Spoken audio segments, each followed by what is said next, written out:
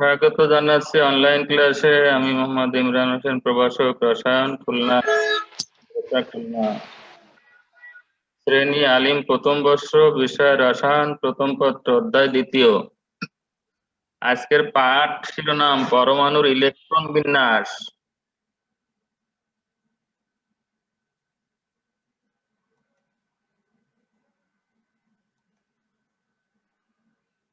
দেখো, শুরুতে দেখি পরমাণু ইলেকট্রন বিন্যাস কাকে বলে। কোন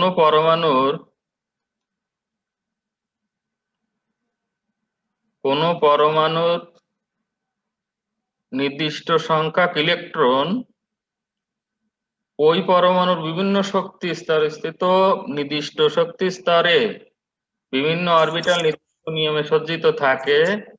পরমাণুর বিভিন্ন অরবিটাল ইলেকট্রনের এই সজ্জাকে ইলেকট্রন বিন্যাস বলে। যখন স্যার ইলেকট্রন বিন্যাস। হ্যাঁ, ইলেকট্রন বিন্যাসের সংজ্ঞা শুরু করেছি। দেখো, আজকের পাঠ শিরোনাম ইলেকট্রন বিন্যাস। সংজ্ঞা দেখো, এই স্ক্রিনে দেখা যাচ্ছে না? জি স্যার। আচ্ছা, দেখো আমি আবার প্রথম থেকে কোন পরমাণুর নির্দিষ্ট সংখ্যক ইলেকট্রন ওই পরমাণুর বিভিন্ন শক্তি স্তর স্থিত যে উপশক্তি স্তর আছে, সেই উপশক্তি স্তরের যে বিভিন্ন অরবিটাল, সে অরবিটালে নির্দিষ্ট নিয়মে সজ্জিত থাকে। পরমাণুর বিভিন্ন অরবিটাল ইলেকট্রনের এই সজ্জাকেই বলে ইলেকট্রন বিন্যাস। পরমাণুর ইলেকট্রন বিন্যাস কতকগুলো সাধারণ নিয়ম মেনে চলে। নিয়মগুলো হলো আফবাও নীতি, পলির বর্জন নীতি, হুন্ডের নীতি। এবার দেখো আফবাও নীতি কাকে বলে। আফবাও নীতিটা কি? আফবাও অর্থ হলো বিল্ডিং আপ, উপরে ওঠা।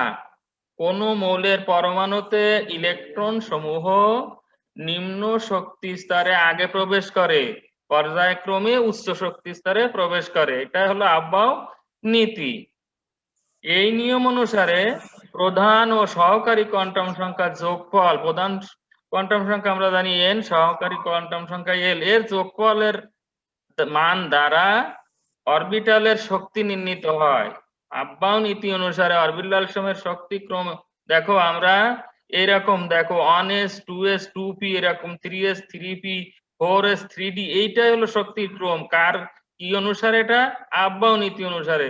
দেখো নিম্ন শক্তি স্তর আর উচ্চ শক্তি স্তর কিভাবে, যে n প্লাস l এর মান যার কম সে হলো নিম্ন শক্তি স্তর, এবং n প্লাস l এর মান যার বেশি সে উচ্চ শক্তি স্তর। দেখো আমরা এভাবে যদি দেখো 1s 2s, বাম পাশে আমি দেখাইছি, দেখো serially 1s 2s 2p 3s 3p, তারপরে 4s 3d, এরা যে সিরিয়ালি যে আস্তে আস্তে পর্যায়ক্রমে তার শক্তি বৃদ্ধি পাইছে, সেটা হলো তার মান থেকে দেখা যায়। দেখো 1s এর মান কিন্তু এই যে n এর মান 1 1s এর সময়, এবং l এর মান যেহেতু s তাহলে 0, তাহলে 1 1s সমান 1, 2s সমান কিন্তু 2, 2p মান হলো 3, 3s এর মান 3। এখন এই দেখো 1s 2s সুস্পষ্টভাবে একের পরে দুই বড়, কিন্তু 2p এবং 3s এ যে দেখো উভয়ে কিন্তু মান n প্লাস l এর মান কিন্তু 3 3 এসে গেছে।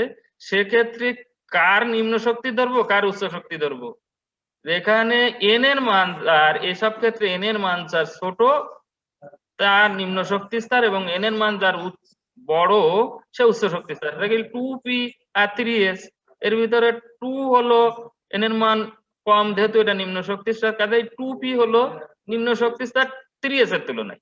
তাহলে এই জন্য 2p এর পরে 3s বসছে। এরপরে দেখো 3s এর পরে 3p, এখানে 3p এর মান হলো 4, সেক্ষেত্রে 3s এর তুলনায় 3p বড়। তেমনি ভাবে 3p এর পরে 4s, এখানেও 4s এর মানও 4, এবং 3p আর 4s এর মান 4 পর পর, কিন্তু 3p আর 4s, 3p আগে কেন হবে? কারণ কি, n এর মান এখানে কম 3, এবং এই 4s এ n এর মান বেশি অর্থাৎ 4। এমনি ভাবে দেখো 3d তে যে কি হয়েছে, 4s 3p এর পরেই কিন্তু 4s এ ইলেকট্রন গেছে, 3d তে যায়নি। 3d এর মান 4s এর তুলনায় বেশি হয়ে গেছে, দেখো n প্লাস l এর মান অনুসারে।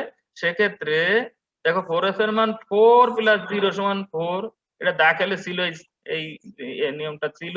তারপর আবার স্মরণ করার জন্য বলছি। দেখো মনে পড়ে কিনা, না পড়লে এইভাবে এখন দেখলে ওই শুরুর থেকে এর মানে বোঝানো হয়েছে, কোনো অসুবিধা হওয়ার কথা না। যাক 4s এর মান আমরা 4 পেয়েছি, 3d এর মান কিন্তু দেখো 5 পাচ্ছি। কাজেই 4s এর মান কিন্তু কম বিধায় 3d মান বেশি, এবং 3d থেকে আগেই 4s ইলেকট্রন যাবে। এইভাবে দেখো আমি মান এই প্রত্যেকটার মান 8s পর্যন্ত দেখাইছি স্ক্রিনে দেখো এখানে। আর আমরা যেহেতু ইউটিউব চ্যানেলে দিচ্ছি সেহেতু তোমরা তো দেখতেই পাবে, আর এমনি যদি কারো স্ক্রিনশট দেওয়ার সুযোগ থাকে দিয়ে রাখতে পারো। এইভাবে মান নির্ণয় করা হয়। দেখো এখানে কোনো প্রশ্ন আছে কিনা, এই জায়গায় কোনো প্রশ্ন আছে কিনা, এই জায়গায় না স্যার। হ্যাঁ বল। আচ্ছা, তাহলে আমি পরবর্তীতে যাই।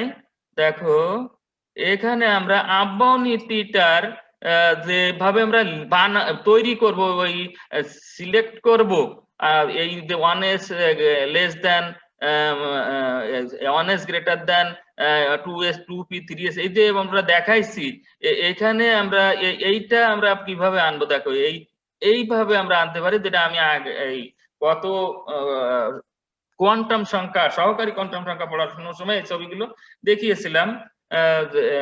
আবারও আমি নিয়ে আসি। দেখো 1s প্রথম শক্তি স্তরে একটা অরবিটাল আছে, দ্বিতীয় শক্তি স্তরে দুটো, তৃতীয় শক্তি তিনটা। এইভাবে আমরা এই কমায় দেখাইছি, যেহেতু 8s এর পরে ইলেকট্রন যায় না, এই জন্য ওগুলো লাগে না। তাই এই আমি এইগুলো দেখায়, দেখো যাকে আগে তীর চিহ্ন দিয়ে দেখাইছে, যাকে আগে কাটবে সে আগে ইলেকট্রন যাবে।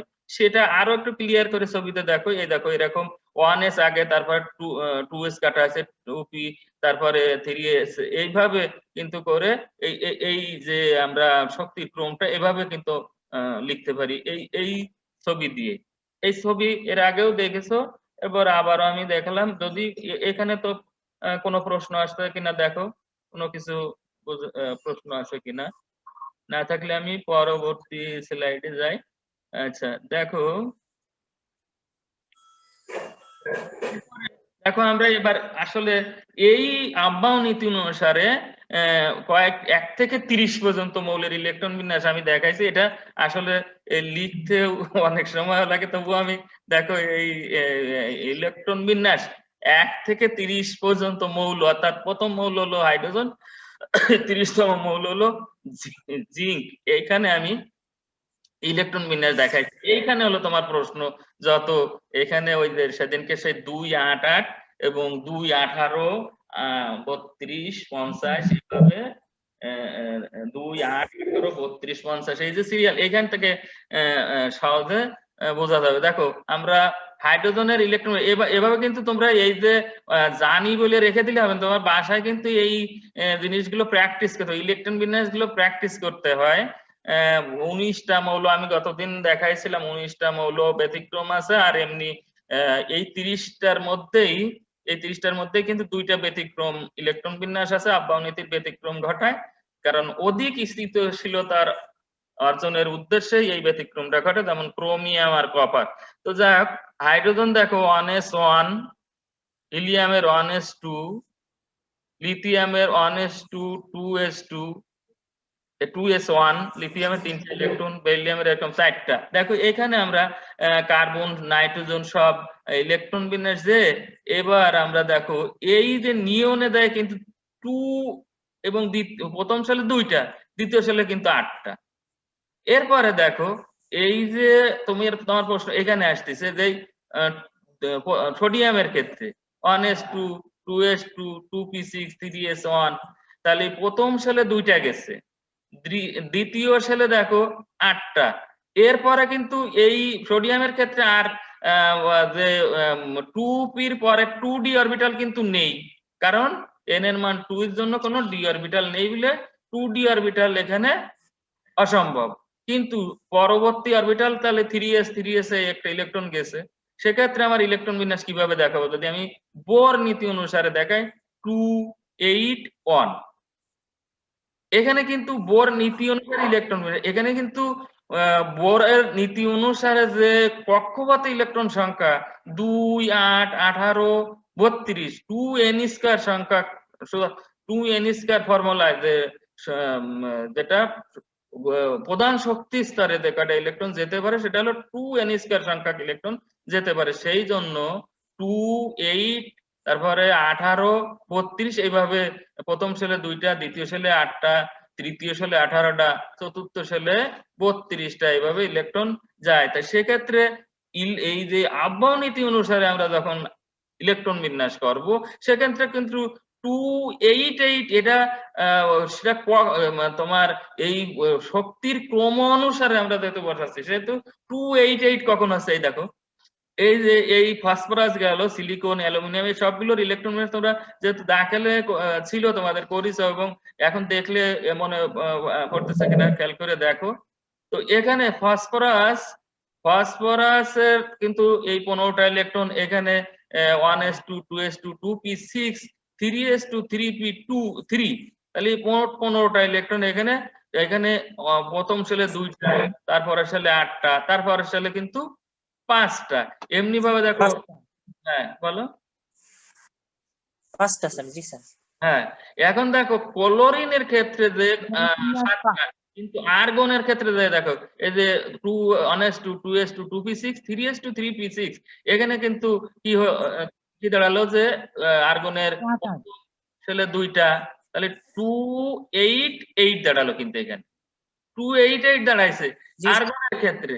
এইবার দেখো পটাশিয়ামের ক্ষেত্রে কি দাঁড়াচ্ছে, পটাশিয়ামের ক্ষেত্রে এই যে 2টা, 8টা, আর এই যে 3s এ কিন্তু 8টা।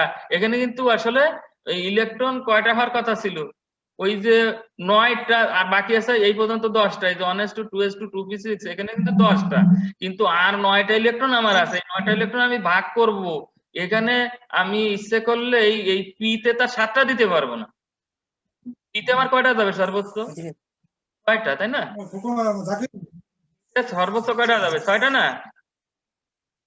স্যার আরেকবার একটু বলেন স্যার পটাশিয়ামটা। পটাশিয়ামে খেয়াল করো, 19টা ইলেকট্রন আমার পটাশিয়ামে, তা আমি 1s2, 2s2, 2p6 এই পর্যন্ত হলো 10টা, তাহলে আমার আর হাতে আছে কয়টা? 10টা না, 19টা আর আছে স্যার 9টা, আর কয়টা? 9টা। 9টা। এই 9টা আমি দেব কোথায়? 3s2 দুটো গেল, তাহলে থাকলো 7টা। এরপরে 3p তে আমি তার 7টা দিতে পারবো না, 3p তে সর্বোচ্চ কয়টা দিতে পারবো? 6টা। 6টা। তাহলে আর যে একটা ইলেকট্রন তা কিন্তু আমি এই 3d তে দিতে পারতেছি না, কারণটা কি? কারণ 3d তে দিতে পারতেছি না, আমার বাধ্য হয়ে 4s এ যেতে, চতুর্থ শেলে যেতে হবে। এর কারণ হলো n+l এর মান, তাই না? অর্থাৎ নিম্ন শক্তি স্তরে ইলেকট্রন আগে যাবে। হ্যাঁ, 3d এর শক্তি 4s এর তুলনায় বেশি, এজন্য 4s এ আগে যাবে ইলেকট্রন, 3d যাবে। তাহলে আমার যদি 3d ওখানে থাকতো তাহলে কিন্তু আমি তৃতীয় শেলে আমার 9টা লিখতে পারতাম। সেক্ষেত্রে আমি লিখতে পারতাম কি যে 289 লিখতে পারতাম। কিন্তু এখন ইলেকট্রন বিন্যাস আমি ওই অনুসারে কি লিখবো, বোরের নীতি অনুসারে 2881, 2881, ক্লিয়ার? হ্যাঁ, এরপরে দেখো ক্যালসিয়ামে কিন্তু চতুর্থ শেলে 2টা গেছে, সেক্ষেত্রে ওই লিখতে হচ্ছে 2882। স্ক্যান্ডিয়ামে যাই দেখো, এইখানে দেখো, এইখানে যে 4s যেহেতু আমার পূর্ণ হয়ে গেল, 4s এর দ্বারা আমার দুটোর বেশি ইলেকট্রন যেতে পারবে না আর। তাহলে 4s এর পরে আমি এবার কোথায় যাব? আমরা 4s এ দেখো, হ্যাঁ 3d তে যাব, কারণ আমরা আগের থেকে এর শক্তিক্রম দেখে এসেছি যে 3d এবং 4s এর শক্তিক্রম অনুসারে 4s আগে ভর্তি মানে পূর্ণ করেছে ইলেকট্রন 4s অরবিটালটা দুটো ইলেকট্রন দিয়ে। কিন্তু আরো একটা স্ক্যান্ডিয়ামের ক্ষেত্রে আমার আরো একটা ইলেকট্রন আছে, সেক্ষেত্রে আমি 4s এর পরে 4b তে যাব না 3d তে যাব? তাহলে আমি ডিসিশন নেব হলো কি দিয়ে, 3d এর মানও কিন্তু কত, 3d এর মান 5, 4p এর মানও 5, সেক্ষেত্রে আমি 4p তে যাব না 3d তে যাব? 3d তে যাব। কারণ হ্যাঁ 3d তে যাব, কারণ কি, কেন যাব? স্যার 3d আপনার স্যার কক্ষপথ আকারে সজ্জিত করা লাগবে। না না, বিষয়টা হলো যে 3d তে আমি এবার 4s এর পরে 4p তে না গিয়ে 3d তে গেলাম কেন? এর কারণ হলো যে n এর মান 3d এবং 4p এর তুলনায় n এর মান কম কার, যেহেতু 3D এরও মান 5, 4p এর মানও 5, তাহলে n এর মান কম কার সেদিকে খেয়াল করতে হবে। n এর মান কিন্তু 3D এর কম। এটা তো স্যার সাদা লেখা কার না স্যার? হ্যাঁ, তাহলে 3D তে আমার ইলেকট্রন দিতে হবে একটা, কিন্তু এবার সজ্জিত করার জন্য আমি কোনো মতে 3D টা আবার 4s এর পরে লিখতে পারবো না, এটা 4s এর আগেই লিখবো। এটা হলো সজ্জিতকরণের বিষয়টা যেটা তুমি বলছো, সজ্জিতকরণের কিন্তু সজ্জিতকরণ বিষয়টা আমি 4s2 এর পরেই আমার আরেকটা ইলেকট্রন ছিল 3D তে দিলাম, কিন্তু আমি লেখার সময় 3D র 4s এর পরে লিখতে পারবো না, আমি নিয়ম অনুসারে আমাকে 4s এর আগেই 3D লিখতে হবে সাজাইয়ে লেখার জন্য। এটা এটা হলো সঠিক পদ্ধতি। কিন্তু আমি যখন 3D আর 4b এর মধ্যে তুলনা করতে যাব, যে আমি 4s এর দুটো ইলেকট্রন দেওয়ার পরে স্ক্যান্ডিয়ামের ক্ষেত্রে, তাহলে সেই 4s এর পরের দুটো ইলেকট্রন দুটো 4s এর দুটো ইলেকট্রন দেওয়ার পরে যে একটি ইলেকট্রন থাকলো, সেই ইলেকট্রনটা আমি 3D তে দেবো না 4p তে দেবো, সিদ্ধান্ত নেব n এর মানের উপরে। n এর মান এখানে 3D আর 4p থেকে দেখতে পাই n এর মান 3D তে কম, অর্থাৎ n এর মান n এর 3 আর 4p তে n এর মান 4, কাজেই n এর মান যেখানে সেখানে আমরা ডিসিশন নেব। ক্লিয়ার? জি স্যার।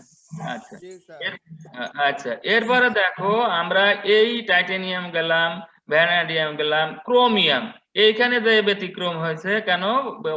অধিক স্থিতিশীলতার কারণে, অর্থাৎ ডি তে আমার 10টা ইলেকট্রন থাকতে পারে, আর একটা ইলেকট্রন যদি আনি তাহলে অর্ধপূর্ণ ডি অরবিটাল পাই।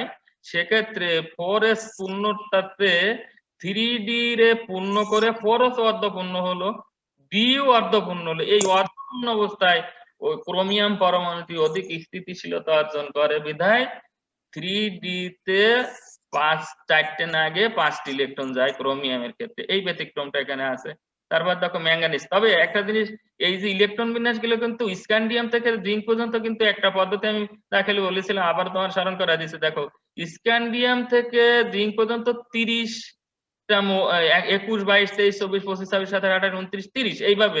দেখো 21 অর্থাৎ 1, 2, 3, 4, 5, 6, 7, 8, 9, এখানে শুধু তোমার ক্রোমিয়াম ছাড়া এবং ইয়ে ছাড়া, এই যে তোমার কপার ছাড়া আর সবার ওই ডি অরবিটাল, স্ক্যান্ডিয়াম মানে 21 মানে ডি তে একটা, টাইটানিয়ামে 22 মানে ডি তে 2টা, এ দেখো আয়রন 26 মানে ডি তে 6টা।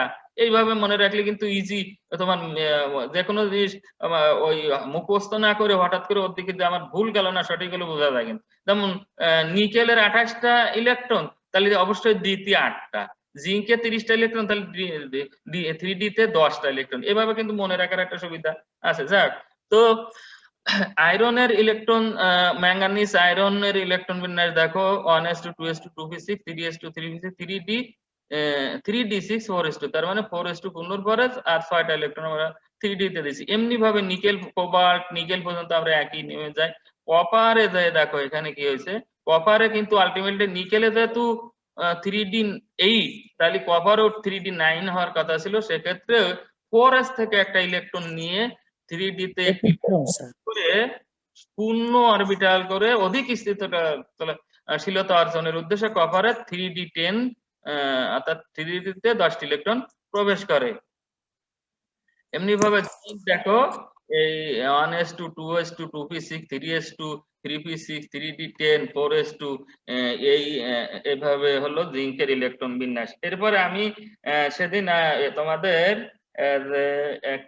ওই ব্যতিক্রমধর্মী যে 100 ব্যতিক্রমধর্মী মৌল 19টা বলেছিলাম, তা আমি প্রথম ওই কোয়ান্টাম সংখ্যার ক্লাসে দেখাইছিলাম। সেটা আমি আজকে যেহেতু পরপর 2টা ক্লাস থাকে এজন্য আজকে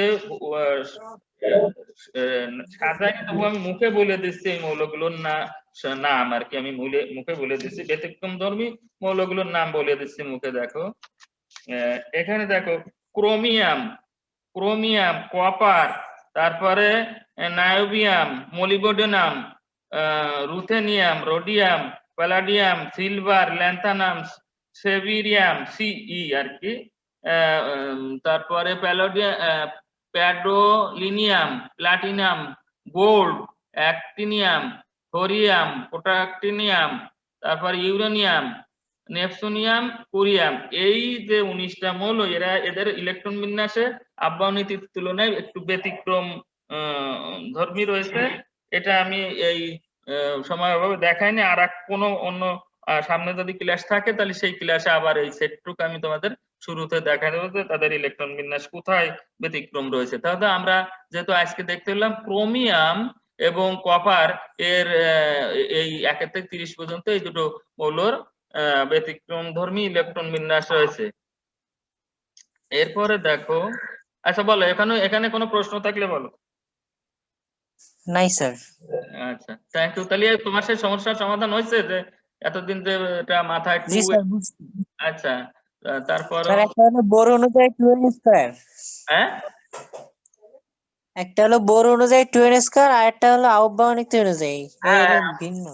হ্যাঁ হ্যাঁ, কিন্তু 2n² ফর্মুলায় কিন্তু ইলেকট্রন প্রত্যেক শক্তি স্তরে, এখানে দেখো আমাদের এইখানে এসে সেই জিনিসটা এইদিকে খেয়াল করে, এই যে জিঙ্কের ক্ষেত্রে দেখো এই প্রথম সালে 2টা, দ্বিতীয় সালে 8টা, তৃতীয় সালে কয়টা এর জিঙ্কের? 8টা স্যার, হ্যাঁ, তৃতীয় সালে 8টা।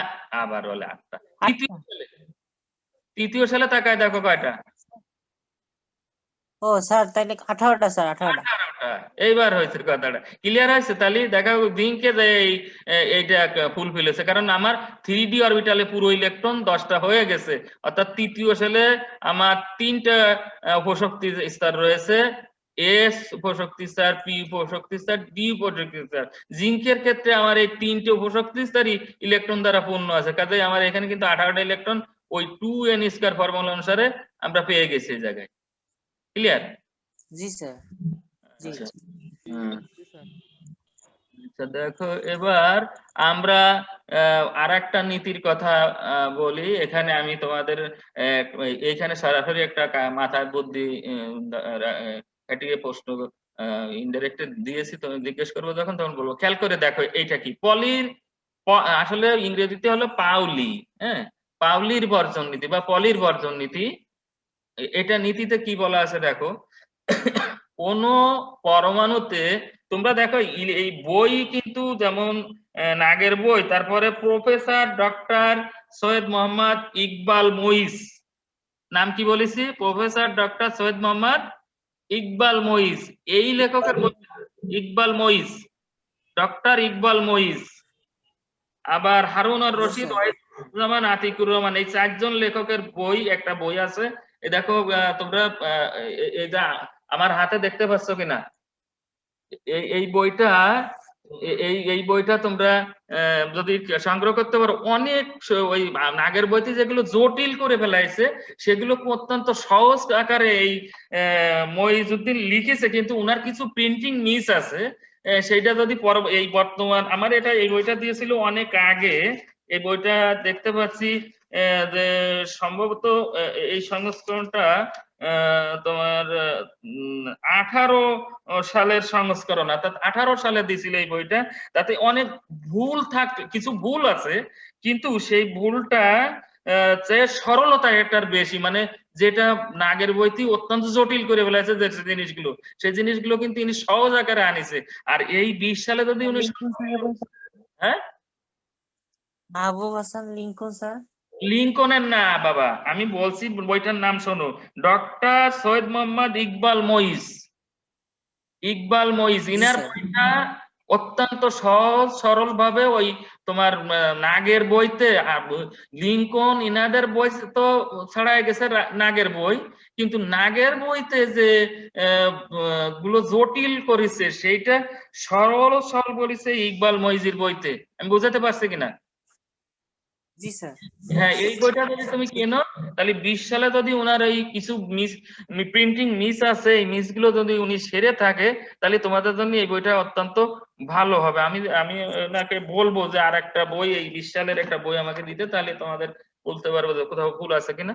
যাক, তাহলে এই বইটা তুমি যদি কেনো তাহলে সুবিধা হবে তোমার জন্য। এখানে কিন্তু এই যেমন এই পলির বর্জন নীতি এখানে আমি পড়াচ্ছি, এখানে যে সমাধানগুলো যে দেশে সুন্দর করে, সেই সমাধানগুলো কিন্তু অন্যান্য লেখকরা আনেনি, যদিও তারা আনতে পারতো। তারপর যাক, খেয়াল করে দেখো এখানে পলির বর্জনীতি যেমন বললো যে কোন পরমাণুতে, পলির বর্জনীতিতে বলা হচ্ছে কোন পরমাণুতে 2টি ইলেকট্রনের জন্য 4টি কোয়ান্টাম সংখ্যার মান কখনো এক হতে পারে না। যদিও পরপর 3টি কোয়ান্টাম সংখ্যার মান একই হয়, তবে চতুর্থ কোয়ান্টাম সংখ্যার মান অবশ্যই ভিন্ন হবে। এই যে এই পাউলির বর্জন নীতিতে এই পরমাণুর ইলেকট্রন বিন্যাস সম্পর্কে নিয়ে একটা এই নীতি দিয়েছেন। সেই নীতি অনুসারে দেখো আমরা হিলিয়ামের দিকে যাই। আমরা যদি হাইড্রোজেনের এসে যেতাম, হাইড্রোজেনে ইলেকট্রন কয়টা? একটা। তাহলে কিন্তু পলির বর্জন নীতি অনুসারে আমরা এই চারটা কোয়ান্টাম সংখ্যার মান পেতাম, কিন্তু শুধু হাইড্রোজেনের জন্য। আমি মুখে বলে দিচ্ছি, হাইড্রোজেনের জন্য এটা কিন্তু ইসি মইজির বইতে সরাসরি সব শুরু থেকে দেখাইছে। আমি খালি তোমার বোঝার জন্য এই মুখে বলতেছি। দেখো, হাইড্রোজেনের যদি 4টা কোয়ান্টাম সংখ্যার মান আমরা বের করতে চাইতাম, তাহলে এন এর মান আমরা 1 পেতাম, এল এর মান 0 পেতাম, এম এর মান 0 পেতাম। যেহেতু একটা ইলেকট্রন, তাহলে সেটাকে আমরা ধরে নেবো পজিটিভ, অর্থাৎ ডান দিকেই ঘুরতেছে, সেইভাবে এস এর মান প্লাস আপ ধরে নেবো। এখানে কিন্তু যদি প্রশ্ন করে তোমাকে যে হাইড্রোজেনের 4টি কোয়ান্টাম সংখ্যার সেট তুমি দেখাও, তখন তোমাকে ওই কথা এইভাবে লিখতে হবে, n equal to 1, l equal to 0, m equal to 0, s equal to plus up. এমনি ভাবে দেখো, আমি সরাসরি স্ক্রিনে দেখতে পাচ্ছ হিলিয়ামের ক্ষেত্রে দেখাইছে। হিলিয়ামের ক্ষেত্রে পলির বর্জন নীতি অনুসারে আমরা ইলেকট্রন বিন্যাসটা কেমন করব, যে পলির বর্জনে বলছে যে 4টি কোয়ান্টাম সংখ্যার মান কখনো এক হবে না, যদিও 3টি কোয়ান্টাম সংখ্যার মান পর পর একই হয়েও যায়, চতুর্থ কোয়ান্টাম সংখ্যার মান অবশ্যই ভিন্ন হতে হবে। সেক্ষেত্রে দেখো, এই প্রথম ইলেকট্রন এবং দ্বিতীয় ইলেকট্রন, এই দুটো ইলেকট্রনের তুলনায়, যেহেতু পলির বর্জন নীতিটা হিলিয়াম পরমাণু নিয়ে শুরু করলে সরাসরি ব্যাখ্যাটা সহজ হয়, সেই জন্য হিলিয়াম পরমাণু দেখাইছি। দেখো, প্রথম ইলেকট্রনের জন্য আমরা এই হিলিয়ামের যদি দেখো 1s এরকম 2 নালীকে আমি স্পিন দিয়ে একটা ঊর্ধ্বমুখী একটা নিম্নমুখী চিহ্ন দিয়ে দেখাইছি দুটো ইলেকট্রন রে, যেটা একটা ডান দিকে করে একটা বাম দিকে করে বোঝানোর জন্য, প্লাস আপ মাইনাস আপ দিয়ে। তো সেক্ষেত্রে আমরা এই প্রথম ইলেকট্রনটা ধরো, এই যে এই ইলেকট্রনটার জন্য আমরা পলির বর্জন নীতি অনুসারে কি হবে, দেখো এন এর মান আসলে 1, এস বলতে কি 1 হলো এন এর মান, তাহলে এখানে এন এর মান পেলাম আমরা 1। এখন এল বলতে এখানে কি বোঝায়? এস। আর এল 0, তাহলে এল ইকুয়াল টু 0।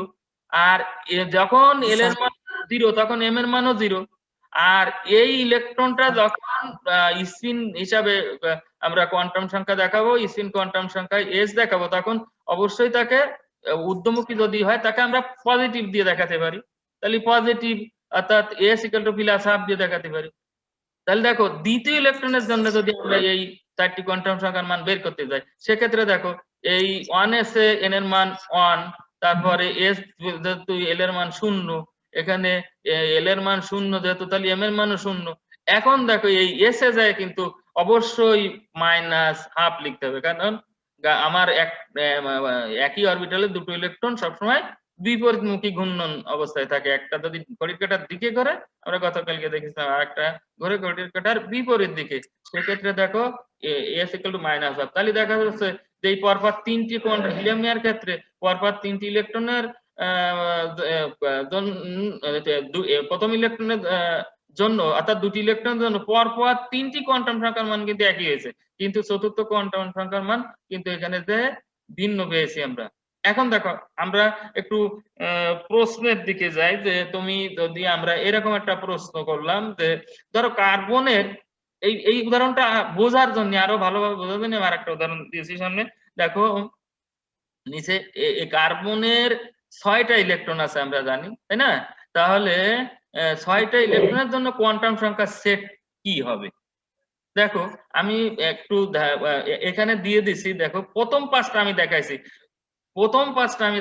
ষষ্ঠটা দেখাইনি, ষষ্ঠটা তোমাকে বলতে হবে। এদিক খেয়াল করে দেখো, দুইজনেই আলাদা আলাদা ভাবে বলবা, দেখি দেখে কিভাবে তোমরা যারা অ্যাটেন্ড করেছো তারা প্রত্যেকেই দিতে পারো, উত্তর দেবে, দেখে কারটা সঠিক হয়। এটা একটা বোঝারও বিষয় এবং বিষয়টা অত্যন্ত মাথার ভিতরে তোমাকে চিন্তারও বিষয়, যে এত তড়িঘড়ি না চিন্তা করে এমনি চিন্তা করে উত্তর দেবে। যাই হোক, আমি দেখাচ্ছি। দেখো আমার মোট কার্বনের 6টি ইলেকট্রন, 1s2, 2s2, 2px, অর্থাৎ পি তে আমার 3টে অরবিটাল। এই 3টে অরবিটাল আমরা হুন্ডের নিয়ম নিচে দেখাইছি। হুন্ডের নিয়ম অনুসারে 3টি অরবিটালে আলাদা আলাদা ভাবে ইলেকট্রন যাবে। সেক্ষেত্রে 2px 2py 2pz এই 2p অরবিটালটা তিনটে মানে 2p উপশক্তি স্তরের তিনটে অরবিটাল আমরা জানি, যেটাকে px py pz দ্বারা প্রকাশ করি, কালকে আমি দেখাইছিলাম। তো এই px py pz সবই কিন্তু 2p এর জন্য, অর্থাৎ 2px 2py 2pz।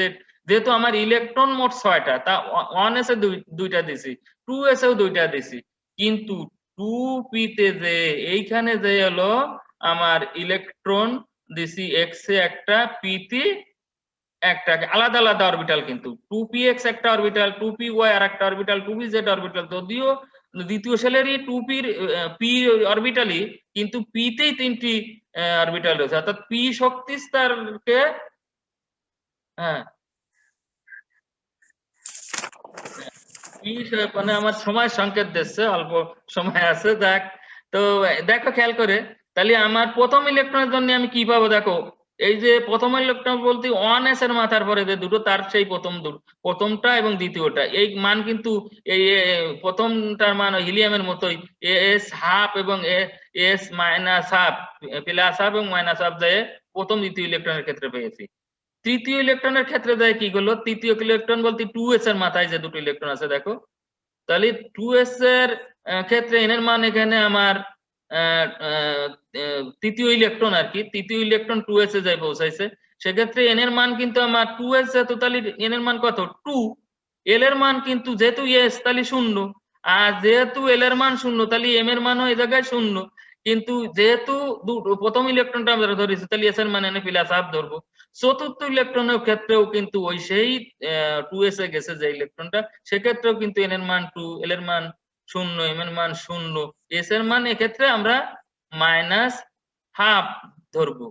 এখন দেখো এই পঞ্চম ইলেকট্রন যে গেছে কোথায় কোথায়, পঞ্চম ইলেকট্রন একটা গেছিল 2px এ, আর ষষ্ঠ ইলেকট্রন গেছে 2py তে। এই যে দুটো ইলেকট্রন তোমার আমরা শেষের যে দুটো ইলেকট্রন গেছে,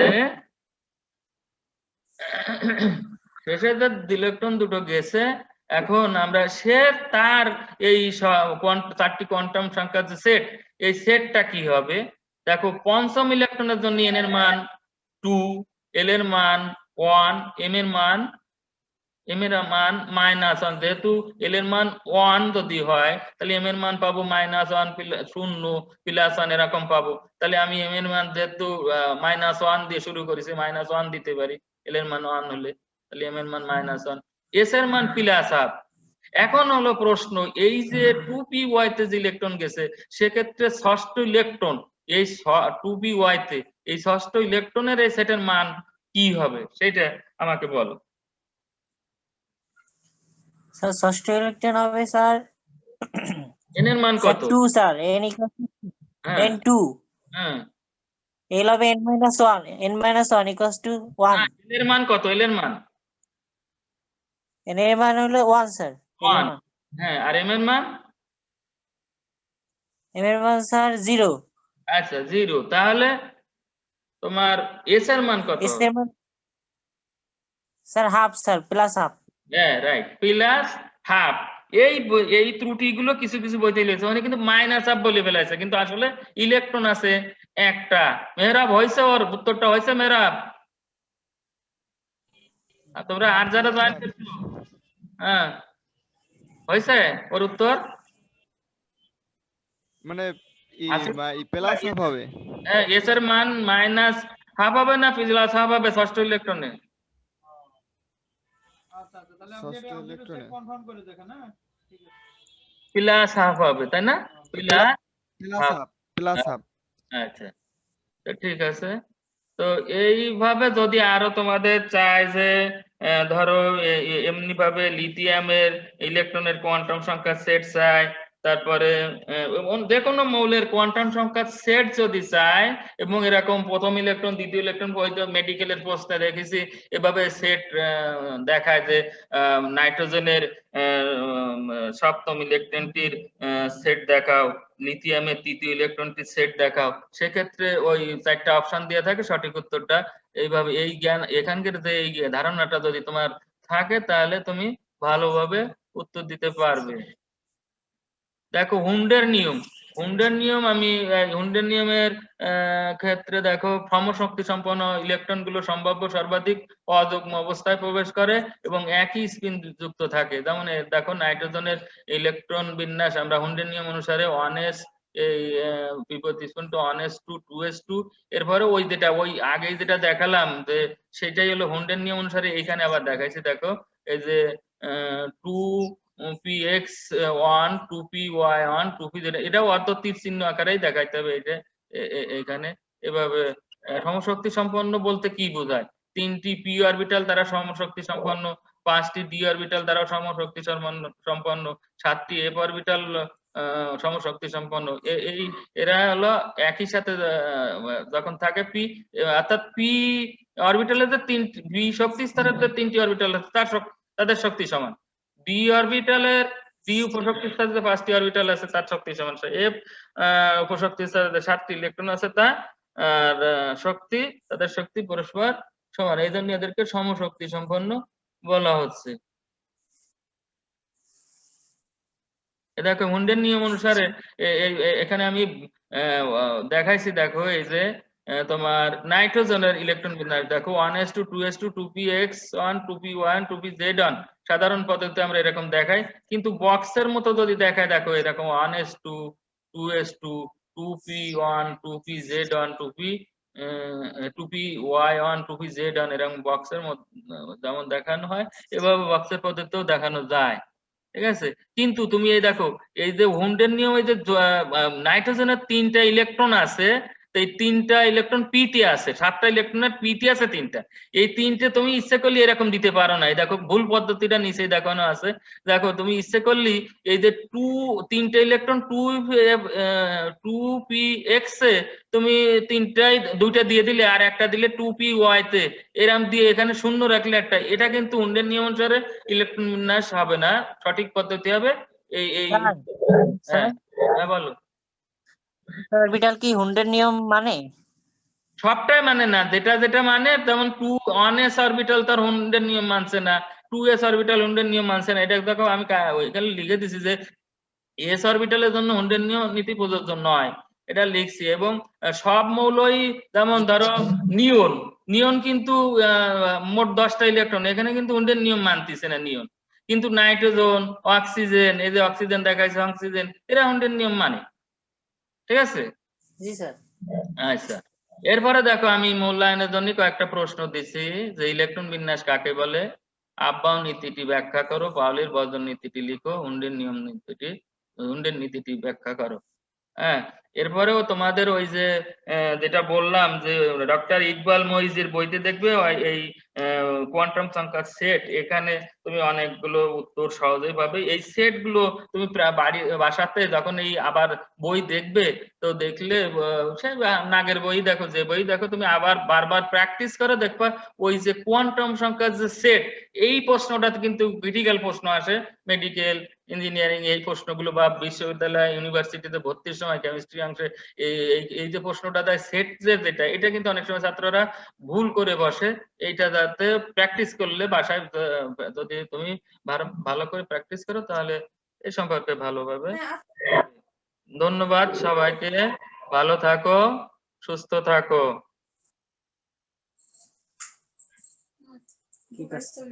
কি করা লাগে? আচ্ছা